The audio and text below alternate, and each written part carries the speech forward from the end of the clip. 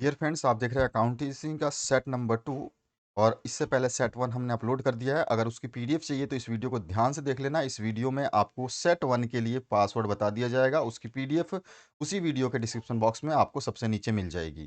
तो ध्यान रखना है आपको। चलिए स्टार्ट करते हैं पहले क्वेश्चन से। त याद रखिएगा कि पासवर्ड इसी वीडियो के दौरान बताऊँगा और लिखा हुआ पासवर्ड नहीं होगा, बोल के बताऊँगा। तो आप उसको नोट कर लेना पासवर्ड को।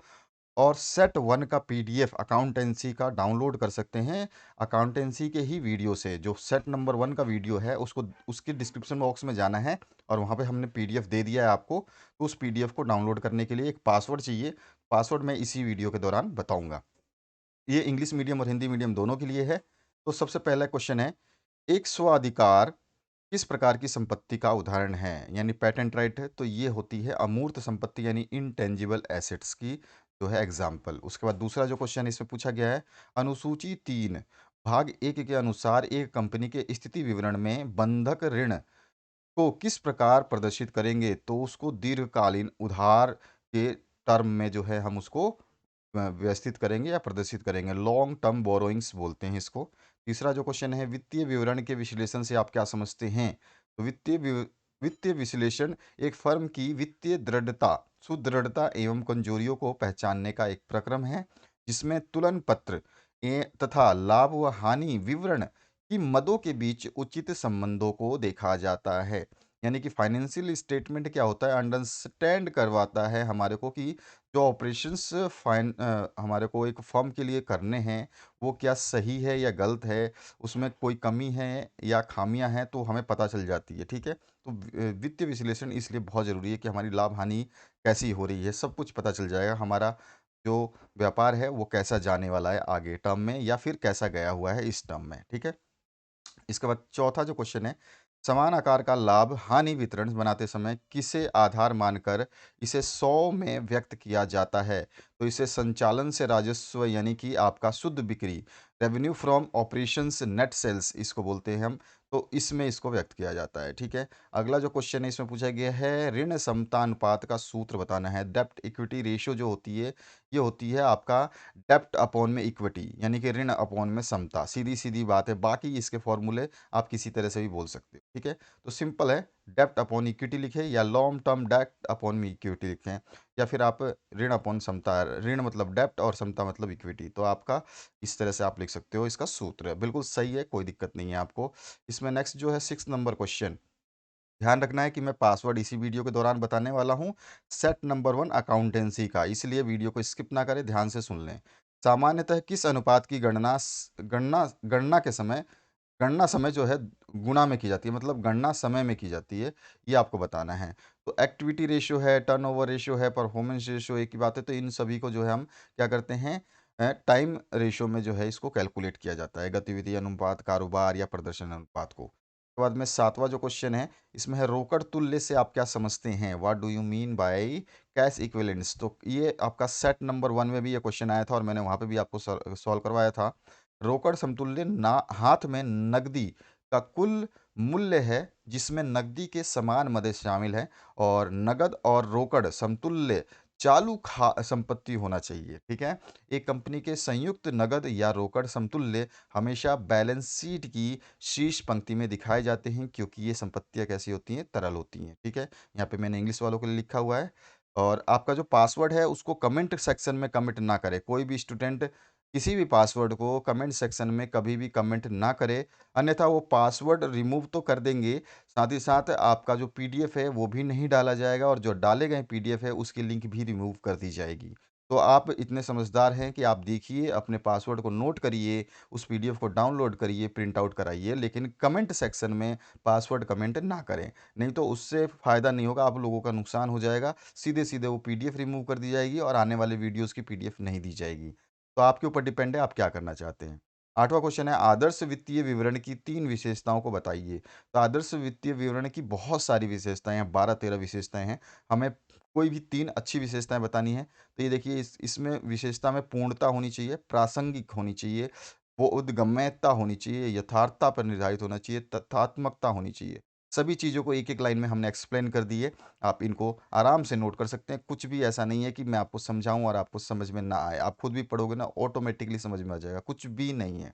किसी का इंग्लिश जो स्टूडेंट इंग्लिश से हैं वो आप यहाँ से नोट कर सकते हैं। कंप्लीटनेस होती है इसमें, रिविलेंस होता है, इसके बाद में अंडरस्टैंडेबिलिटी अच्छी होनी चाहिए, एक्यूरेसी सही होनी चाहिए और कंपैरेटिबिलिटी जो है वो भी सही होनी चाहिए। तो इस तरह से हमने 5 लिख दिए हैं, आप 3 लिख सकते हैं। आदर्श वित्तीय की 3 विशेषताएँ जो है आपको बतानी है, ठीक है? तो इस तरह से ये आपका सॉल्यूशन हो जाएगा। अगले क्वेश्चन की तरफ मूव कर रहे हैं। क्वेश्चन नंबर 9 जो है, एक कंपनी के आर्थिक चिट्ठे के संचयन एवं आधिक्य के अंतर्गत दिखाई जाने वाले कोई 3 खातों के नाम आपको बताने हैं। तो कोई भी 3 खाते हैं, तो आप सभी को पता है कैपिटल रिज़र्व जो है, कैपिटल रिज़म्पशन रिज़र्व और सिक्योरिटी प्रीमियम रिज़र्व, ये सारे के सारे जो है, ये इसके अंदर आते हैं। तो हमने 3 खाते दिखा दिए। अगला जो क्वेश्चन है इसमें पूछा गया है, गांधी लिमिटेड के 31 मार्च 2021 को समाप्त होने वाले वर्ष के लिए निम्नलिखित सूचनाओं के से आपको समान आकार का लाभ हानि खाता आपको यानी तैयार करना है। कॉमन साइज स्टेटमेंट आपको तैयार करनी है। तो यहाँ पर जो है आपको दे रखा है परिचालन से आय 8 है, कर्मचारी हित व्यय जो है 3 है और आपका अन्य व्यय है जो 1 लाख है। तो सारे लाख में दे रखे हैं, अदर एक्सपेंसेस वगैरह। तो इनको हम इस तरह से शो कर देंगे और इसका परसेंटेज निकालने के लिए मैंने यहाँ पे फॉर्मूला आपको बता रखा है। तो फॉर्मूला हम इस तरह से करते हैं, ठीक है? तो यहाँ पे देखिए आपका जो है रेवेन्यू फ्रॉम ऑपरेशंस जो नेट सेल्स है वो हमारा कितना है, परिचालन से आय जो है वो 8 लाख है ना? इसका जो परसेंटेज निकालेंगे तो ऑब्वियस सी बात है, रेवेन्यू फ्रॉम ऑपरेशंस सभी के नीचे आएगा। जब भी आपका कॉमन साइज स्टेटमेंट बनाएंगे तो हमेशा रेवेन्यू फ्रॉम ऑपरेशंस यानी 8 लाख नीचे आएगा। उसके बाद हर आइटम को आपको ऊपर लिख लेना है। तो आप 8 लाख के बटे 8 लाख इंटू 100 तो 100% हो गया। फिर 3 लाख बटे 8 लाख तो 37.5%। फिर 1 लाख बटे 8 लाख इंटू 100 ये 12.5%। इस तरह से आ जाएगा, समझ में आ गया होगा आपको। और ये भी है आपका 4 लाख बटे 8 लाख इंटू 100 50%। ये भी 4 लाख बटे 8 लाख इंटू 50%। ये आपको पिछली वीडियो में मैंने समझाया था, इस बार भी समझा दिया। इस तरह से आपको लिख देना है। तो ये हो जाएगा। और कुछ स्टूडेंट सोच रहे होंगे अरे यहाँ तो हिंदी लिखी नहीं है, तो भैया यहाँ से हिंदी उतार लेना। इतना समय नहीं रहता है कि जो हिंदी यहाँ पे दी गई हो उसको उतारें। आपके पास अगर हिंदी अवेलेबल नहीं है तो मैं उसको हिंदी कर दूंगा, लेकिन जब अवेलेबल है ऑलरेडी, आप रेवेन्यू फ्रॉम ऑपरेशंस तो आप लिखोगे यहाँ पे परिचालन से आए, तो यहाँ पे आप परिचालन से आए लिख दोगे। कर्मचारी हित व्यय तो आपको एम्प्लॉय बेनिफिट एक्सपेंसेस पे यहाँ पे लिख दोगे, ठीक है?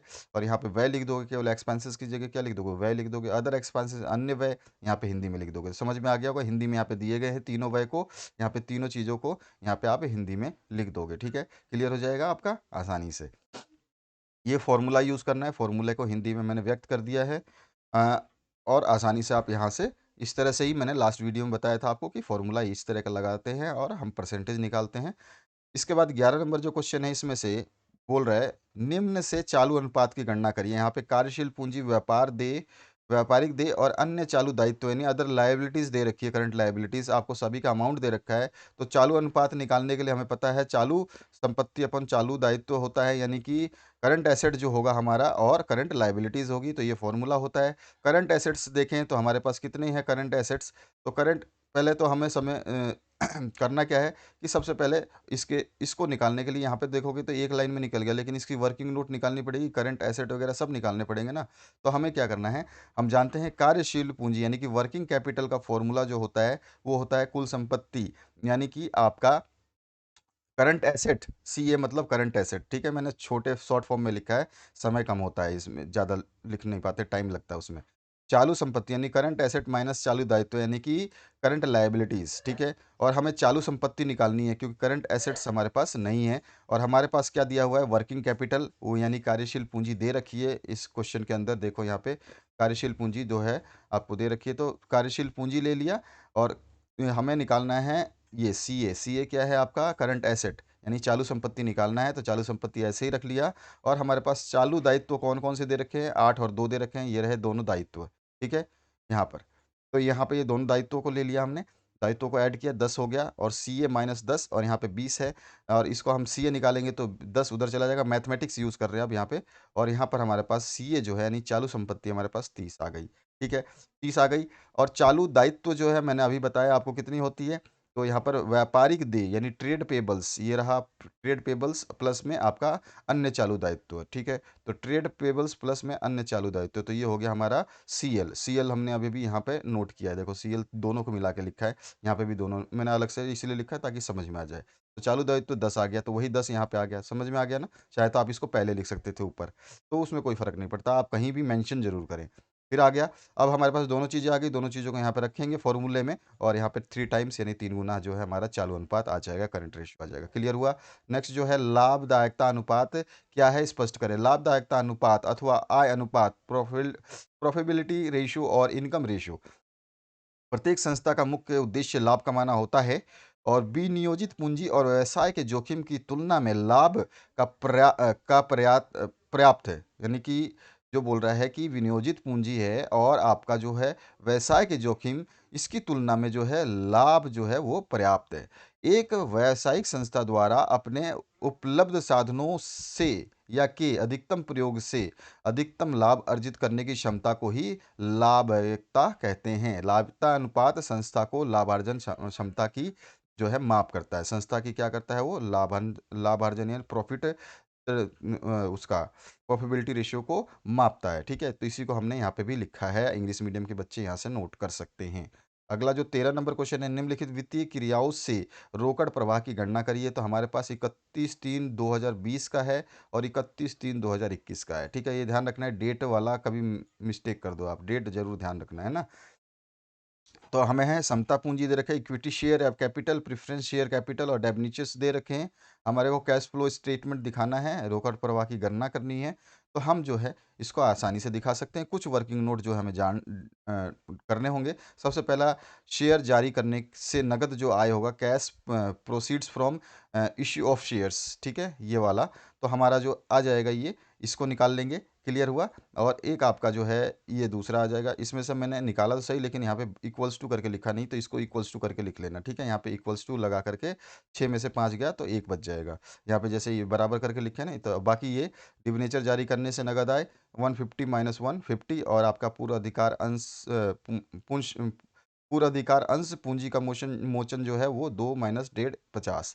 तो ये सारी वैल्यूज़ हमने यहाँ पे निकाल दी। यही वैल्यूज़ जो है हमें टेबल में रख देनी है, जो हम हमारा पर्टिकुलर्स बनाएंगे। तो यहाँ पे हमने इसको रख दिया है, और जो हमारा अमाउंट जो फाइनली आ जाएगा 1 आ गया, ठीक है। तो net cash flow from financial activities 1 है।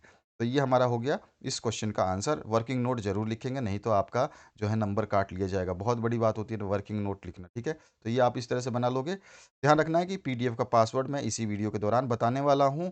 आपके सेट 1 का पीडीएफ जो है आपको सेट 1 के डिस्क्रिप्शन बॉक्स में मिल जाएगा। इस पीडीएफ को हम दूसरे वीडियो में बताएंगे। इसका पासवर्ड जब आप इसको नोट करना चाहें, जब आप सारे वीडियोस देख रहे हैं, तो आपको सारे पासवर्ड मिलते जाएंगे और सारे के सारे पीडीएफ भी मिलते जाएंगे।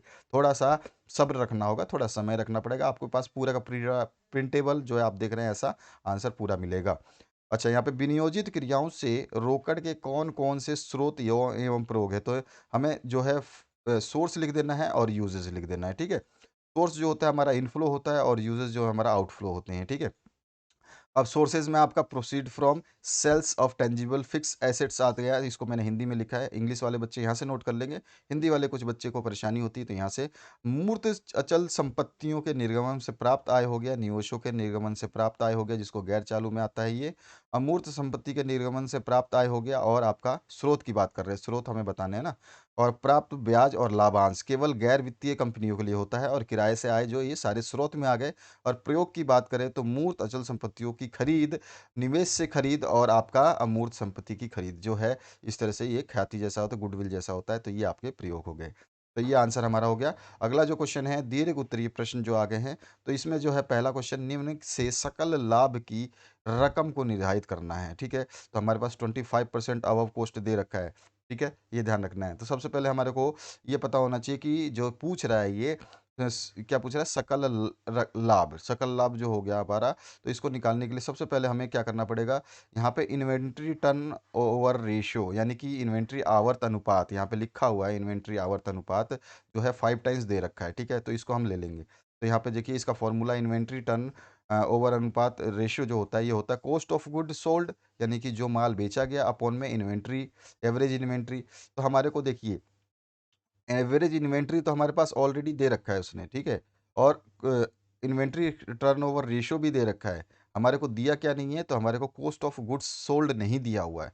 तो ये बेचे गए माल की लागत, यानी कि इसको हिंदी में नहीं, ये फ़ॉर्मूला दोनों एक ही है, मतलब हिंदी और इंग्लिश में लिखा है, ठीक है? समझ में आ गया?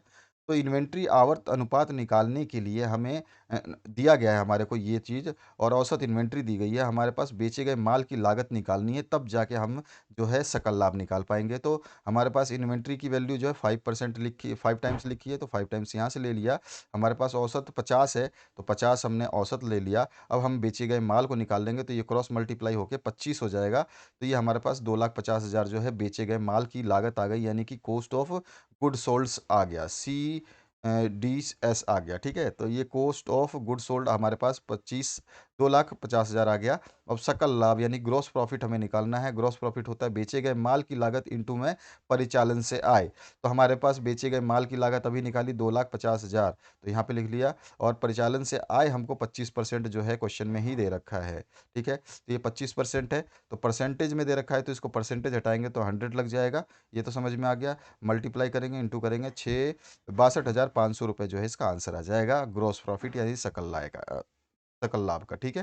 क्लियर हुआ? 16वां जो क्वेश्चन है, इसमें रोकड़ प्रवाह तैयार करने के लिए निम्नलिखित न- निम्नांकित मदों के लिए संचालन क्रियाओं, विनियोग क्रियाओं तथा वित्तीय क्रियाओं में वर्गीकृत कीजिए। मतलब कौन सी किस में आएंगी ये चीज़ें, किस किस में आती हैं वो बताना है हमने। ऑपरेटिंग एक्टिविटीज़ में आएंगी, इन्वेस्टिंग में आएंगी, या फिर फाइनेंशियल में आएंगी, ठीक है? इसको हमें बस केवल बताना है कि कहाँ आएंगी, बस, और कुछ नहीं है। तो देखिए यहाँ पर जो है परचेज ऑफ मशीनरी, मशीनरी का जो क्रय है वो इन्वेस्टिंग एक्टिविटीज़ विनियोग क्रिया हो गई। रिडम्पशन और जैन ऋण पत्रों का भुगतान जो है वित्तीय क्रिया है। डिविडेंड रिसीव लाभांश की प्राप्ति विनियोग क्रिया है। आपका रिफंड ऑफ इनकम टैक्स आयकर की वापसी संचालन क्रिया है। और आपकी proceeds from issue of shares यानी अंशों के निर्गमन से प्राप्त राशि जो है वित्तीय क्रिया है। यानी कि इंग्लिश में भी लिखा है मैंने, in investing, financing, investing, operating and financing, ये सारी चीज़ें इसमें आएंगी। तो इंग्लिश वाले स्टूडेंट इस वाले लाइन को सामने लिखेंगे और हिंदी वाले इस वाले लाइन को सामने लिखेंगे। कौन सी मदे किस में आएंगी ये बता दिया गया है। समझ में आ गया होगा आपको?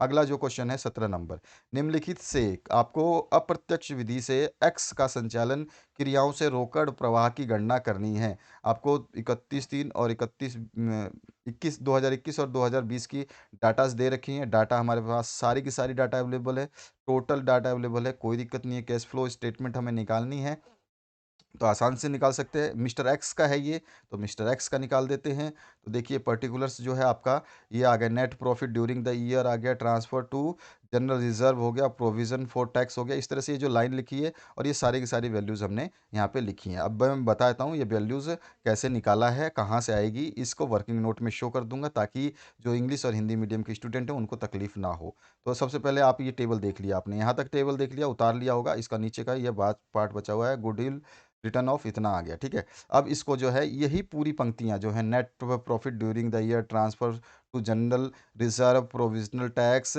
जिसमें जो लिखा है इनको यहाँ पर मैंने जो है बिल्कुल लाइन से, लास्ट में cash flow from operating activities, तो लास्ट में कैश फ्लो फ्रॉम ऑपरेटिंग यानी संचालन क्रियाओं से नगद प्रवाह, ठीक है?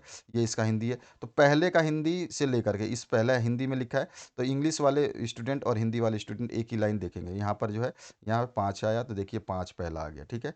ये रहा। इसके बाद में दूसरा है transfer to general reserve, transfer to general reserve. तो ट्रांसफर टू जनरल, सामान्य संचयन में स्थानांतरण 15 है, तो हमने यहाँ पे 15 जो है नोट कर दिया, ठीक है? जो जो लाइन से है इसी तरह से लाइन से मैंने नीचे लिखे हैं, लाइन से लिखे हैं, मतलब आपको कन्फ्यूजन ना हो।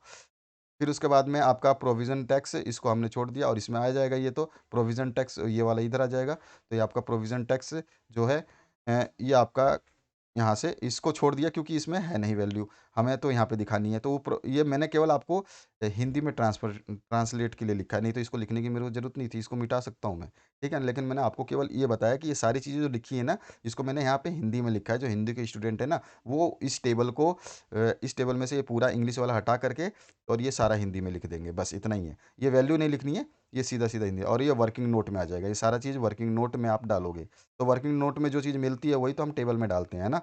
तो यहाँ पर जो है फिर goodwill return of operating profit before working capital changes, इसमें डिक्रीज इन डेपेटर्स है, तो यहाँ पर देखिए ये रहा देनदारों में कमी और ये रहा कार्यशील पूंजी परिवर्तन से पहले परिचालन लाभ, तो यहाँ पर ये है इसका हिंदी, ठीक है। इसके नीचे डेबिटर्स हो गया उधार, फिर आपका इंक्रीज इन बीआर आ गया, आपका इंक्रीज इन ओएस सैलरी और इंक्रीज इन प्रीपेड वेजेस, सब कुछ दे रखा है। ओएस सैलरी दे रखी है आपको, आउटस्टैंडिंग दे रखा है, ठीक है। बीआर बिल्स रिसीवेबल दे रखा है, बीआर बोलते हैं जिसको, तो यहाँ पे हमने शॉर्ट फॉर्म में लिखा है, आप सभी को जानते हो। तो इन सब चीज़ों को मैंने लाइन से लिखा है, मतलब इस टेबल में जो चीज़ें ये लिखी है ना, इन्हीं की हिंदी लाइन से यहाँ पे लिख दी है, ताकि आपका ये वर्किंग नोट भी हो जाएगा और साथ ही साथ जो बच्चे हिंदी मीडियम के हैं वो पूरा का पूरा एज इट इज़ यहाँ पे उतार सकते हैं। बस ये डाटा मत उतारना, ये डाटा आपको जो माइनस माइनस किए ना इनको मत लिखना, डायरेक्ट आप केवल इसका लास्ट में जो आंसर आ रहा है उन सभी को, ये वाले सारे आंसर जो टेबल में हमने लिखे हैं ये लिख देना। तो हमारे पास लास्ट में आ जाएगा 49,000, ठीक है। Cash flow from the operating activities कितना आ गया, 49,000। तो ये हमारा जो है इस टेबल का यानी कि इस क्वेश्चन का आंसर हुआ, ठीक है। यहाँ पे आपका संचालन क्रियाओं से नगद प्रवाह कितना मिला हमें, 49,000, ठीक है। ये सारी एक्टिविटीज़ जो है मैंने हिंदी में लिख दी है। क्लियर हुआ। अगला जो क्वेश्चन है 18 नंबर, कंपनी अधिनियम 2013 की अनुसूची 3 के अनुसार कंपनी के स्थिति विवरण केवल मुख्य शीर्षक का प्रारूप आपको बनाना है। तो इसमें कुछ नहीं है, प्रारूप बनाना है मतलब टेबल बनानी है। तो इक्विटी लायबिलिटीज़ जो है यहाँ पे दे रखा है, ठीक है। और आपको सारे के सारे हिंदी ऑलरेडी यहाँ पे जो है मैंने कई जगह करवा रखी है, तो हिंदी आप हिंदी में कन्वर्ट कर लेना। इनमें करंट लायबिलिटीज़ है, नॉन करंट है, चालू दायित्व है, और ये आपका नॉन नॉन चालू हो गया, ये आपका share application money received by the pending allotments. यहाँ पे current account sorry current asset और करंट नॉन करंट एसेट और करंट एसेट्स जो है। तो इस तरह से हम नोट नंबर दे देंगे और अमाउंट का ये जो दे देंगे, और इस तरह से ये टेबल हमें बनानी थी बस, मतलब फॉर्मेट बनाना था बैलेंस शीट शेड्यूल थर्ड का। तो इस तरह से बन जाएगा। और इसके बाद में 19वें क्वेश्चन पे आते हैं। 19वें क्वेश्चन पे आ चुके हैं, और आपका जो पासवर्ड है अकाउंटेंसी सेट 1 का, जो उसी वीडियो के डिस्क्रिप्शन बॉक्स में पीडीएफ डाली है हमने, उसका पासवर्ड है 24687, ठीक है। नोट कर लीजिए पासवर्ड सेट 1 का 24687, यानी कि 24687, ठीक है। 24687 5 अंकों की जो पासवर्ड है उसमें लगेगा, आप डालोगे तो पीडीएफ पूरी खुल जाएगी और आप उसको डाउनलोड कर सकते हो अपने मोबाइल में, लैपटॉप में प्रिंट आउट करा सकते हो, ठीक है।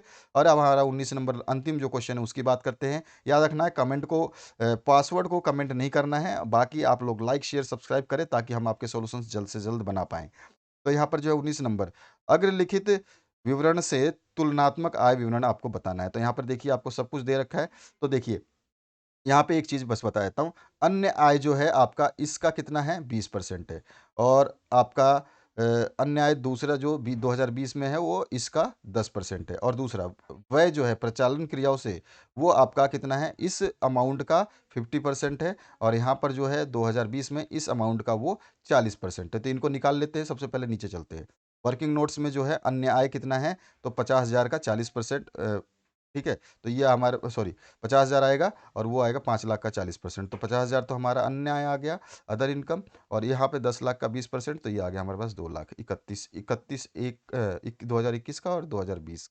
और एक्सपेंसेस जो दे रखा है, एक्सपेंसेस का यहाँ पे एक्सपेंसेस है, ये 50% दे रखा है, तो ये कितनी वैल्यू आएगी, एक्सपेंसेस निकाल लेंगे, वह आ जाएगा 2020 का जो है ये आपका आ गया 5 लाख का 40% निकालना है। ऊपर ही जो आपको दे रखा है, यहाँ पे मिस्टेक है, यहाँ पे ये 10% है, सॉरी इसको 10 कर लीजिए, यहाँ पे मिस्टेक हो गई, ये 10 है, 40 नहीं है, ये 10 है, 10% दे रखा है ना ऊपर, यहाँ पे 10 दे रखा है, 5 का 10, तो 10% है ये, ठीक है। 40 लिख, ये 10% है आपको, तो इसको आप 10 कर लेंगे, ध्यान करके 10 कर लीजिएगा, मैंने कर दिया अभी भी।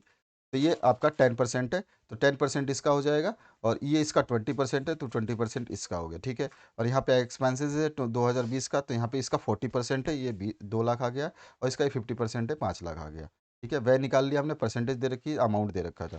अब इसके बाद में हमें इंक्रीज और डिक्रीज यानी वृद्धि और कमी जो परिवर्तन परसेंटेज में है परिचालन से आए, तो रेवेन्यू फ्रॉम ऑपरेशंस कितना आ जाएगा वो सभी आप देख सकते हैं। यहाँ पर जो है ये वाला अमाउंट आपका जो ये अमाउंट है, इसको आपको क्या करना है, इसके अपॉन में ये वाला अमाउंट जो रहेगा इसके अपॉन में ये, ठीक है।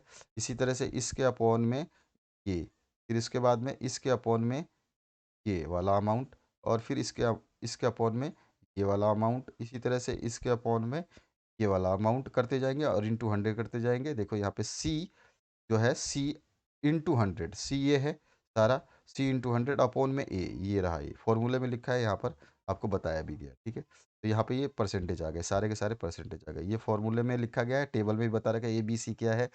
तो सी वाली वैल्यू जो है ये है, इसके बटे में आएगा ए, ये वाली वैल्यू है। तो इस तरह से फॉर्मूला भी लिखा गया, परसेंटेज चेंज क्या होता है वर्किंग नोट में हमने आपको बता दिया। तो हम इनको वर्किंग नोट में परसेंटेज चेंज निकाल लेंगे, रेवेन्यू फ्रॉम ऑपरेशंस निकाल लेंगे जो कि 100% आया, अभी मैंने ऊपर टेबल में लिख रखा है। अन्य अदर इनकम जो है यहाँ से निकाल लोगे 300% आ जाएगा, और एक्सपेंसेस एक्सपेंसेस निकाल लोगे, वो आपका आ रहा है 150%। तो इस तरह से आप इन सभी को निकाल के यहाँ पे टेबल में लिख दोगे, वर्किंग नोट में इसको शो कर दोगे। तो इस तरह से ये आपका जो है सॉल्यूशन कंप्लीट होता है। पूरा का पूरा टेबलर फॉर्म में हमने सॉल्यूशन दे दिया आपको, इसको नोट कर लीजिए। कहीं पर कोई लिखने में मिस्टेक हो तो उसको देख लेना, आप अपनी तरफ से करेक्ट कर लेना। बाकी नेक्स्ट सॉल्यूशंस के लिए वेट करिए और बने रहिए हमारे साथ में, ताकि आपके सारे मैक्सिमम सॉल्यूशंस अपलोड कर दिए जाएँ। सेट 1 का मैंने पासवर्ड आपको बता दिया है, उसको आप जा कर के उस वीडियो से जो है डाउनलोड कर सकते हैं पीडीएफ को। अगर आपको किसी को पीडीएफ की रिक्वायरमेंट है तो ऐसा कोई ज़रूरी नहीं कि आप सभी डाउनलोड करें। जिसको लगता है कि पीडीएफ चाहिए तो वो जा करके वहाँ से सेट 1 का वीडियो के डिस्क्रिप्शन में जा करके पीडीएफ को डाउनलोड कर सकता है। सेट 2 का पीडीएफ जो है हम बाद में आपको किसी भी वीडियो के दौरान दे देंगे, जो आपकी वीडियो है उसी के दौरान, आपकी क्लास के जो सब्जेक्ट है उसी के दौरान हम किसी में भी आपको जो है उसके सॉल्यूशंस की पीडीएफ का पासवर्ड दे देंगे और पीडीएफ भी अपलोड कर देंगे। अभी पीडीएफ हमने इसकी डाली नहीं है, जब भी डालेंगे हम आपको सूचित कर देंगे। आपके मतलब आने वाले 1-2 दिन 3 दिन में हमेशा पीडीएफ डलती जाएंगी। आपको हर वीडियो को बस केवल आपको देख लेना है सॉल्यूशंस को, और साथ ही साथ पीडीएफ को भी नोट कर लेना। हमेशा पीडीएफ पासवर्ड को लिख लिया करें कोई कॉपी में, जैसे अकाउंटेंसी सेट 1, और वहाँ उसके सामने उसका पासवर्ड लिख लीजिए। बाद में आपको पासवर्ड याद ना रहे, भूल जाओ, तो फिर आपको दोबारा वीडियो ना देखना पड़े। तो ये आपसे एक रिक्वेस्ट है कि शेयर करना बिल्कुल ना भूलें। लाइक शेयर सब्सक्राइब कर दें और पासवर्ड को कमेंट ना करें, अन्यथा आपकी पीडीएफ को रिमूव कर दी जाएगी और नेक्स्ट वीडियो से पीडीएफ नहीं डाले जाएंगे। Thank you very much, have a good day.